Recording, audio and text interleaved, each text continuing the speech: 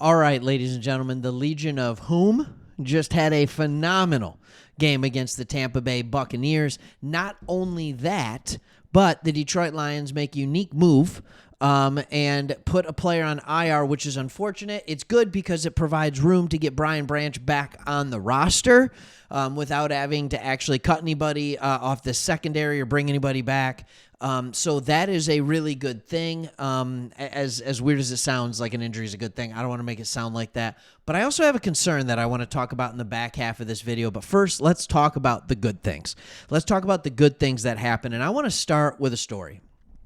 And I want you to tell me where you watched the game. All right, because I'm going to tell you where I watched the game, and that has a story that comes across with this. So I was up for a retreat with people I work with, the small group team at our church, and we were up and we were able to watch the game on a projection, like movie room. It was fantastic, extremely comfortable.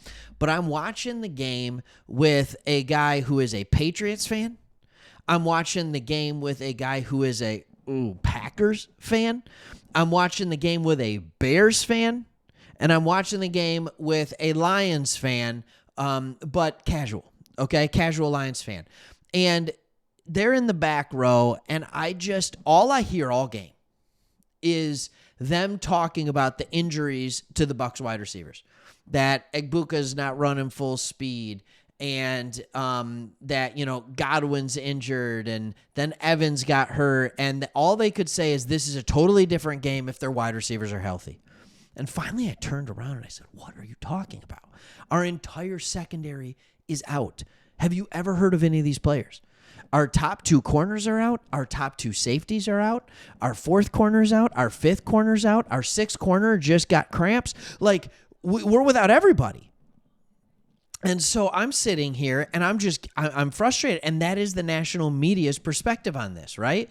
Is that's the low-hanging fruit, is just that, the Bucs were injured. Okay, first off, I thought Mike Evans may have died on the field. Like, that was crazy to see. And praying for a good recovery for him. He is a great, great player, but we had done a really good job to hold him in check when he was in. And he was running at a high level. Like, he was fully healthy going into that game. And so, at least he looked fully like Mike Evans. But our Legion of whom did such a good job really just working and doing things the right way. We held them to 4 of 16 on third down, which is remarkable. And I think one of my big takeaways on this, we're going to go into what this secondary did. But it is the three-headed monster. Now, we know 21 players run injured reserve through 15 weeks of the NFL season last year. And some of the most important pieces of our defense are now back. Aiden Hutchinson, Aleem McNeil, welcome back, brother. Welcome back. And Derek Barnes. And those are the three guys that were out at the very end last year. And what we were able to find out is that all three of them made fantastic plays. All right, Hutch had 7 pressures. Hutch had a ball that he knocked down. He was a backfield threat multiple times. All right, he had a pass defended, he had a QB hit, and 6 pressures. 6, 7, 7. All right, McNeil was a reminder of what he did, constantly pushing guards back into the face of Baker Mayfield. He got a knockdown pass on third down. He got a couple pressures. It was fantastic. And as far as Barnes go, the dude was everywhere.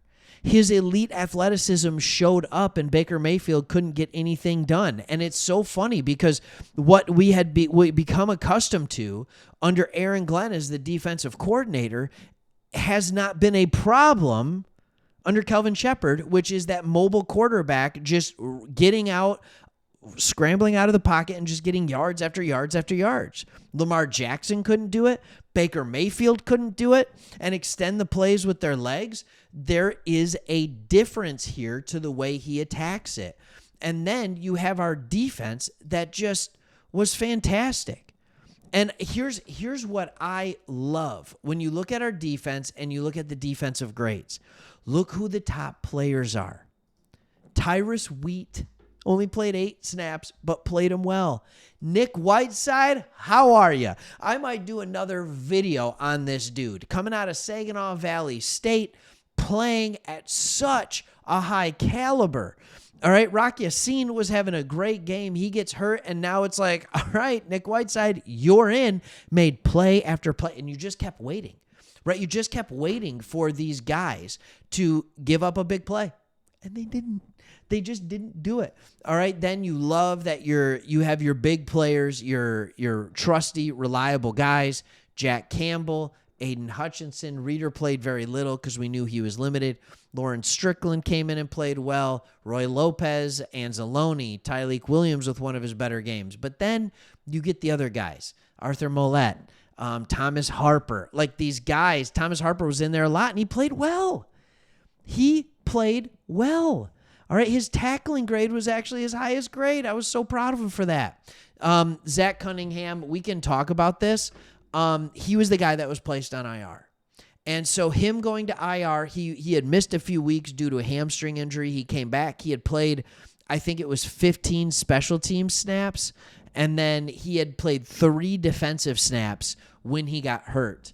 And he re-aggravated that hamstring injury. So the team has put him on IR because when you hit it the second time, it ends up being a much longer recovery process.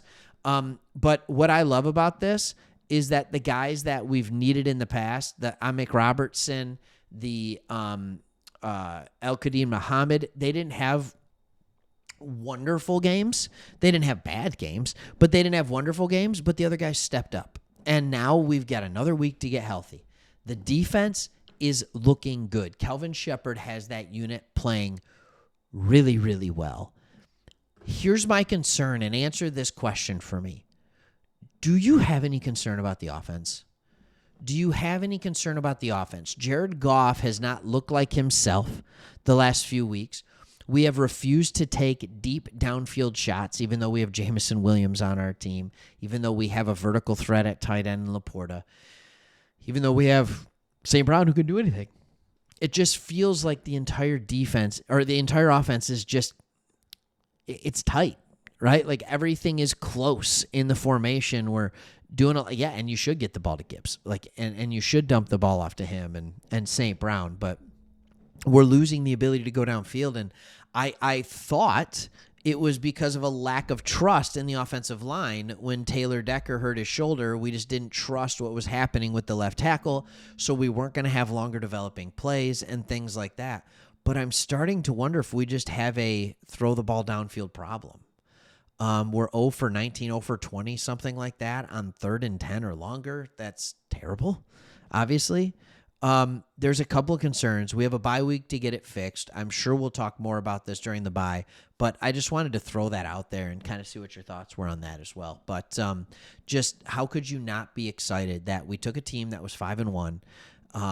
We took them to the woodshed even when we were like just completely hurt and banged up. Just really proud of what the team did. It doesn't get easier on the schedule from here, but hopefully we can get a little healthier week by week, get these guys right. Hopefully Decker didn't actually re-hurt his shoulder, which I'm a little concerned that he did. But hopefully this bye week will be enough for him and we can get him some rest. All right.